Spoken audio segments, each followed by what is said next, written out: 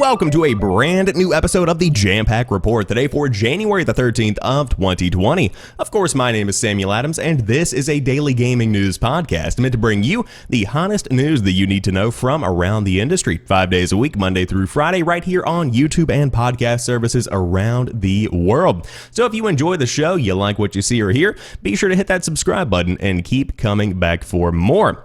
Now, of course, before we dive into today's news, one piece of housekeeping that I did want to address, I finally nailed down a definitive streaming schedule. So if you want to hang out, talk some games, just watch me play some games, whatever you need to do, you can catch me live on youtube.com/SamuelAdamsMedia on Saturday mornings. It's kind of like Saturday morning cartoons, but for adults. We're still coming up with a name for the show, but ultimately, it's just me hanging out playing games. So if that sounds like something you might be interested in, swing on by, and I'm planning to go live somewhere between 8 a.m. and 9 a.m. Eastern Standard Time. Would love to see you there. Now, with that being said, diving into today's news, we have plenty to talk about, but the main topic of today's show, the NextGen Exclusives versus the NextGen being cross-gen supportive for the first year or two. In other words, PlayStation versus Xbox, because they're taking two very different routes with their systems for the next gen. But without further ado, let's just go ahead and dive right into today's top gaming news. First off, the Xbox Series X will not launch with exclusive next-gen games. The Series X is aiming for a holiday release, and a new console launch usually comes alongside shiny new exclusives that showcase its power. Microsoft has a different plan in mind this time, though, as head of Microsoft Studios Matt Booty says its first-party games will be entirely cross-gen for the first year or two. As our content comes out over the next year, 2 years, all of our games, sort of like PC, will play up and down that family of devices, Booty told MCV. We want to make sure that if somebody invests in Xbox between now and Series X, that they feel that they made a good investment and that we are committed to them with content. So, rather than force an upcoming game to be exclusive to the Series X, Booty says Microsoft will keep releasing games for Xbox One and let the upgraded performance on the Series X speak for itself. That means making sure its flagship game, Halo Infinite, will be ready to showcase the new console at launch. Quote, our approach is to pick one or two IP that we are going to focus on and make sure that they are there at launch of the console, taking advantage of all of the features. And for us, that's going to be Halo Infinite, which is a big opportunity. It's the first time in over 15 years that we'll have a Halo title launching in sync with a new console, and that team is definitely going to be doing things to take advantage of Series X. It's a model more akin to a phone upgrade. Games still release across devices, but you'll get a better performance with the newer hardware. Microsoft has signaled this direction for the next gen before, especially with its announcement that Series X is just one of potentially several models we will see in the coming years. The line of products itself, the company has stated, is now just Xbox. This may be a gamble, however, as players who are still able to enjoy games like Halo Infinite on their current hardware may not feel as compelled to upgrade. That could impact hardware adoption rates when we know Sony is looking to shift its player base to PS5 more rapidly. Speaking of which, the PS5 will have exclusives you can only play on the new hardware. Now, this is coming to us from Push Square. We've posted about this before, but in light of Microsoft's recent comments regarding the Xbox Series X, it perhaps bears repeating that the PlayStation 5 will have exclusive games at launch. This is according to reliable Kotaku scribe Jason Schreier, speaking on the publication's Split Screen podcast. We are not talking about console exclusives here, but titles that are designed for and can only be played on the next generation system. While this has historically been the expectation for new console launches, the team in green has confirmed that all of its upcoming launch titles will also deploy on the Xbox One and PC, muddying the waters a little. In some ways, this could give the Japanese giant a leg up. It will be more difficult for Microsoft to fully illustrate the advantages of its new appliance when it has to create its games with legacy hardware in mind. It is perhaps worth mentioning that a majority of the PS5's launch titles will be cross-gen, as third parties will still want to leverage the sizable install base of the PS4. Rumor mongers on social media claim that Bluepoint's previously announced project will be one of the first PS5-only projects, with many speculating it's a remake of Demon's Souls. There is also increased chatter of a new Ratchet & Clank along with Gran Turismo 7. We reckon all three, they say at Push Square, would make for a fairly strong launch lineup. It would certainly be an improvement on Killzone Shadowfall and Knack. We will need to wait more for official confirmations, but one thing is for sure, these games are going to melt eyeballs, especially when they're being designed and built with next-gen hardware specifically in mind. So I have a couple of points that I want to make on both of these stories here, because it's very interesting to see these two companies that are going head-to-head take very different approaches. Of course, the PlayStation PlayStation approach is the much more traditional approach, because I tweeted out whenever this story kind of broke, for lack of a better term, oh, color me shocked, because this is something I expect from a new piece of hardware. You have to have something that showcases what the new hardware can do. You have to have something that showcases why you should go out and spend $500, maybe $600 on a brand new console. Now, Xbox is going the more friendly route, I would call it.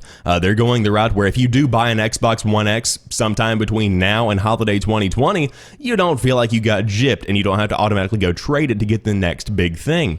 And to some degree, this makes me wonder if this is why we haven't seen a two-tiered kind of launch, because of course with the Series X, it is the more powerful piece of hardware.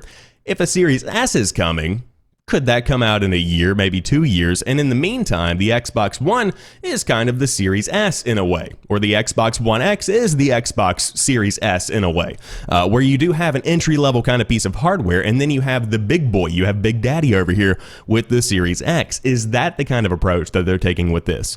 But this is a huge gamble, because then again, as somebody who is very cost-minded, as somebody who does try to be very good with their money, even as somebody who covers gaming news, if I didn't want to get in on the next gen immediately, like if I was not hyped about the next gen games and I just wanted to play whatever is coming out in any kind of way, shape, or form, not really caring what it looks like, how it runs, as much as just getting my hands on it, then of course I would be playing my Xbox One X. Of course I'd be playing it on my PS4. And I feel like that applies to a lot of the gamers that just go to their workplaces, go to their schools, whatever they have to do, and then they come home and sit down to play some games. They don't necessarily need the best of the best right out of the gate, especially when they could wait for Black Friday 2021. Or a sale to come through, or used consoles to get eventually circulated into the system. They can wait, they don't mind waiting, and so Xbox might be playing the long game on this one, expecting this to kind of hurt launch sales, but again, being consumer friendly goes a long way, so they could have a point here.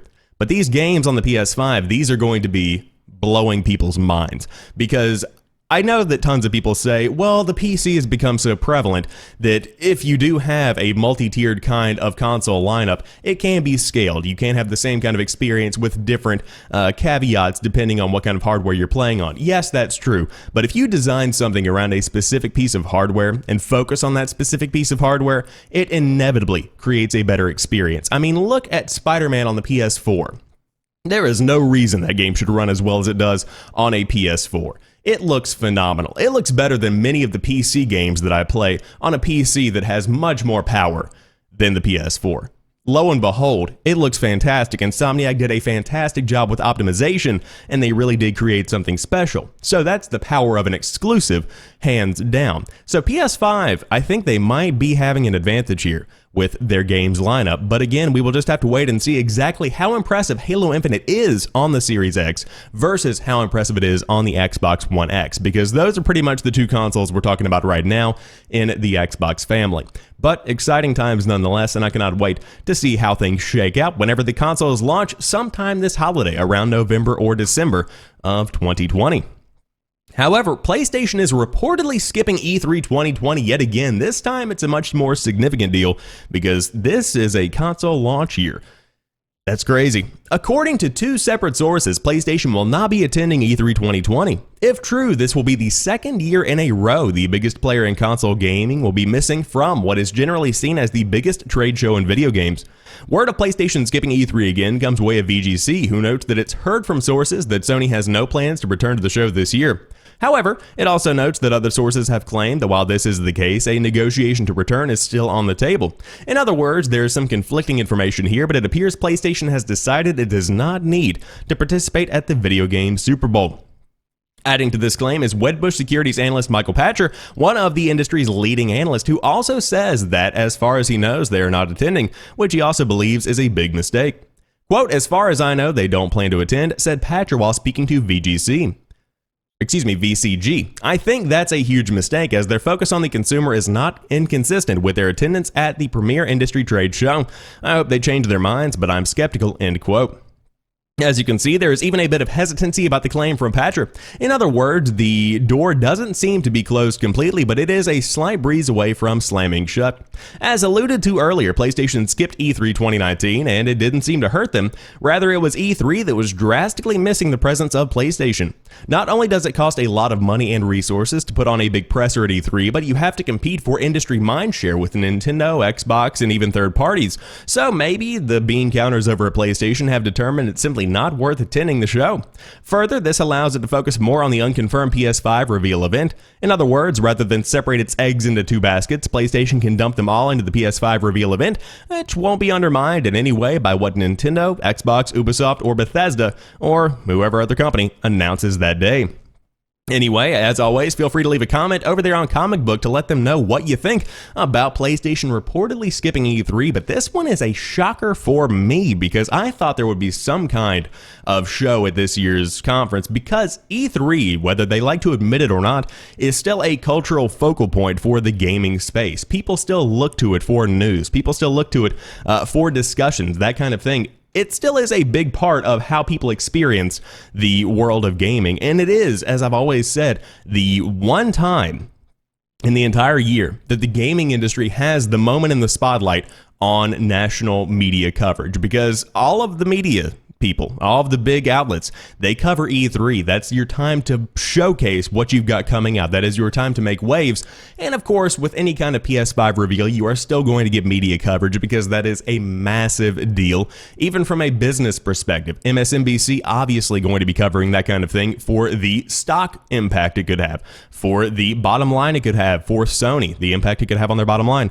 But to see them skipping E3 yet again, setting a dangerous trend, and again, we've talked about how E3 has been on the decline for the past couple of years. Major industry players were even talking about on Twitter during last year's show. The floor just feels empty. It feels like there is nobody here. And that's not a good way to be running a show. You need to have people on the show floor.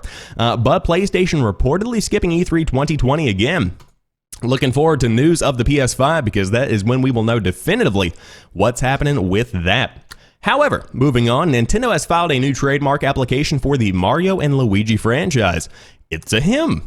Yeah, that's a good little tagline there, Vicky Blake. But Mario and Luigi developer Alpha Dream might have closed down, but it seems Nintendo is not giving up on the franchise just yet. Alpha Dream, the 19-year-old company behind games like Mario and Luigi Bowser's Inside Story and Bowser Jr.'s Journey, and Dream Team as well as Paper Jam shut down in October 2019 after, quote, revenue was sluggish and development costs drove the studio into the red. However, as Let's Go Digital, via our pals at Nintendo Life, spotted earlier this week, Nintendo of America has filed a new trademark for Mario and Luigi in South America. As usual, the trademark description is more technical than illuminating, but there is no doubting it's for the RPG series, as the trademark description explicitly includes computer game cartridges, game memory cards, computer game software, video game memory cards, interactive entertainment software to play video games, and covers for mobile phones. Of course, there's every chance the trademark was merely scheduled to elapse, and Nintendo is only protecting its IP. But it's interesting the trademark comes just a few months after Alpha Dream closed. Maybe we'll see one of the games ported to Switch, or better yet, a new installment. I suppose we will have to wait and see, they say. This is kind of weird. I guess this makes sense because it is a popular franchise. It is something that people enjoyed. But again, the company's gone, and it's gone relatively recently. And so are you planning on bringing something back? Is this becoming an internal project? I suppose it very well could, because again, I know that a ton of people are fans of, especially Paper Jam. I remember a lot of good talk about that one. But revenue was sluggish, development costs drove the studio into the ground, and so ultimately, they ended up closing the doors. But Nintendo out there may be bringing a Mario plus Luigi game to the Nintendo Switch. You would love to see it because the Switch is just the fantastic place to put any kind of older game, and especially to create some newer games as well. However, Steam apparently is no longer a place for GTA 4. It's no longer being sold on the platform, and no explanation has been given. GTA 4's Steam page no longer lets you buy the game, though there is no explanation as to why. GTA Vice City did vanish from the marketplace briefly back in 2012 due to a copyright claim over its inclusion of the song Wanna Be Startin' Something by Michael Jackson, but Rockstar had been more on the ball with licensing issues since then. As recently as 2018, GTA 4 was patched to replace several songs from Vladivostok FM in advance for their licenses expiring. Another possibility is that it's related to games for Windows Live, which GTA 4 still requires. Each game on GFWL needs a unique key generated by Microsoft, and it's possible Valve has unexpectedly run out of them or run into an issue obtaining more. With luck, perhaps Rockstar are finally patching GFWL out of GTA 4 altogether. There is also the chance that Rockstar is pulling GTA 4 from Steam altogether in advance of making it exclusive to their own Rockstar launcher. Highly doubt that one. As always, anyone who has already bought GTA 4 through Steam will keep their copy and be able to download it in the future. Personally, I think this is probably some kind of licensing issue. That just tends to be how these things go. Because, again, GTA 4, like, when did this come out? Hold on. Grand Theft Auto 4 release date. Yeah, April 29th, 2008. So whenever you have a game that is getting that up in age, yes, there are going to be some licensing issues here. And so maybe there was some kind of contract signed for 12 years, though generally that's not how that works. But, you know, April's coming up. They could be planning a remaster maybe. You know, if you really want to get into that speculative kind of thing, maybe that could be happening. But I highly doubt, as Jody McGregor here on PC Gamer suggests, that it's going to be going directly to Rockstar's launcher.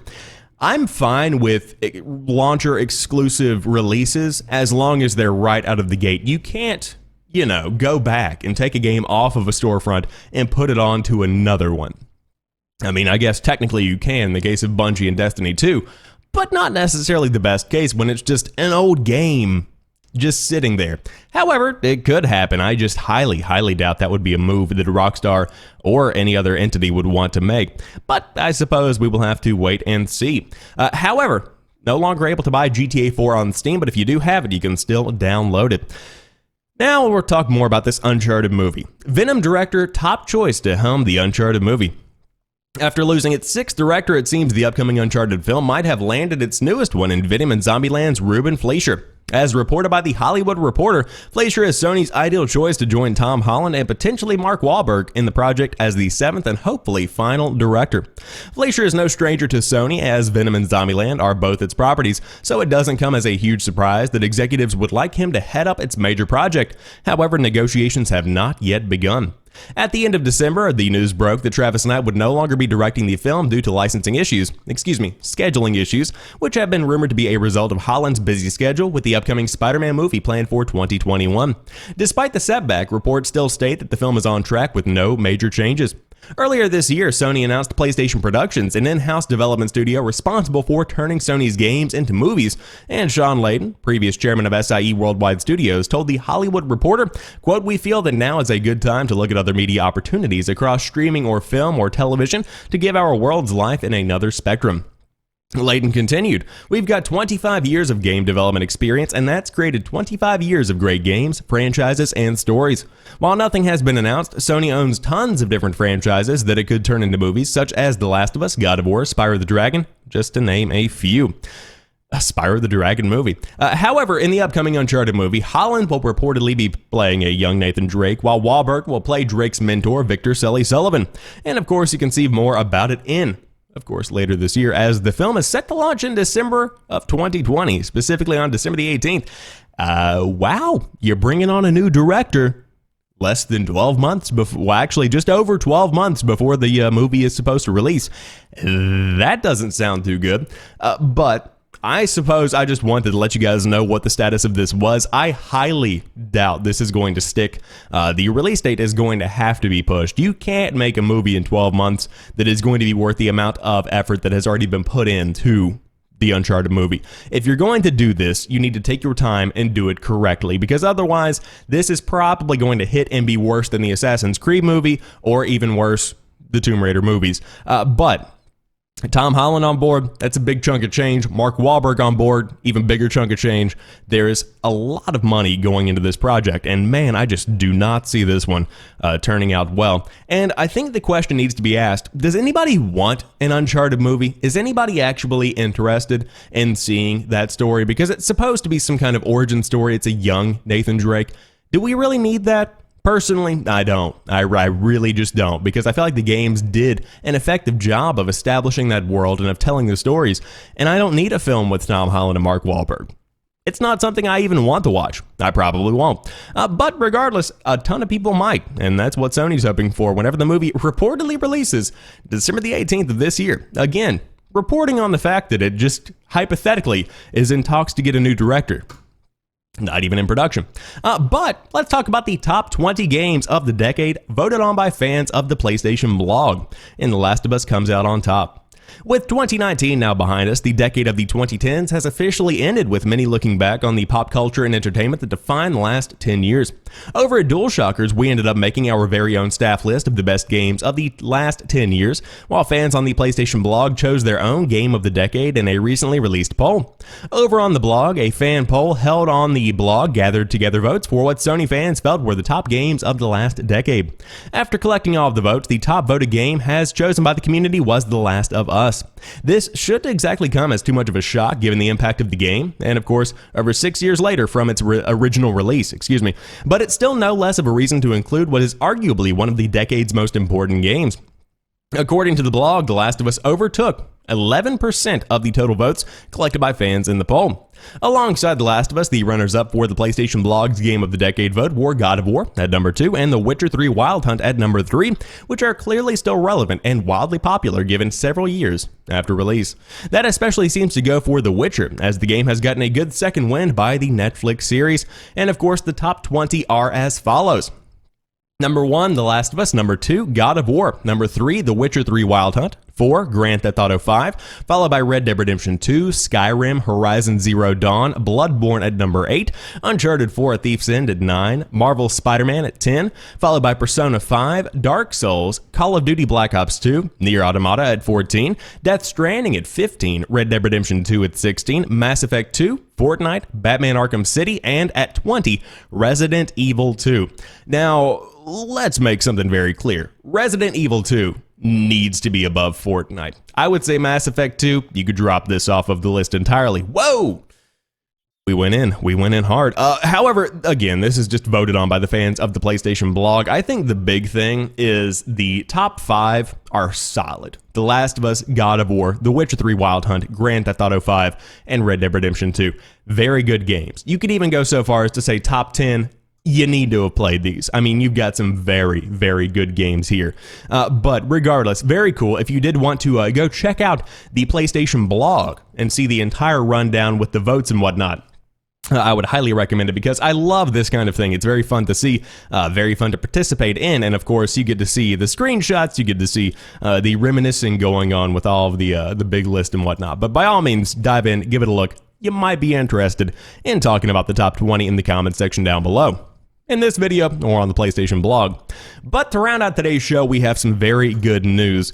According to GamesIndustry.biz, of course, quoting the official Games Done Quick tweet, the final total for AGDQ 2020 is $3,131,475. Very cool stuff. Of course, for those that don't know what Awesome Games Done Quick is, it's pretty much this giant speed running series where people play some very popular games, very niche games, and they see how fast they can do them. Very professional event, very well done event, fantastic showmanship, very impressive to see $3.1 million being generated for a good cause. And by all means, very, very good job to those involved. Congratulations. And of course, if you do want to actually donate, by all means, you can head over to twitter.com/gamesdonequick. There's a link to their site, which is gamesdonequick.com, and you can click here to donate if you would like to do so. Because, hey, they always need cash, and you can always throw some bucks at a good cause if you have some extra bucks to be thrown. But with that being said, that rounds out today's episode of the Jampack Report. Of course, if you enjoyed this one, be sure to drop me a like down below, and you can always catch the show 5 days a week, Monday through Friday, on YouTube and podcast services. But until tomorrow, you guys have a fantastic Monday. I will talk to you soon, and peace.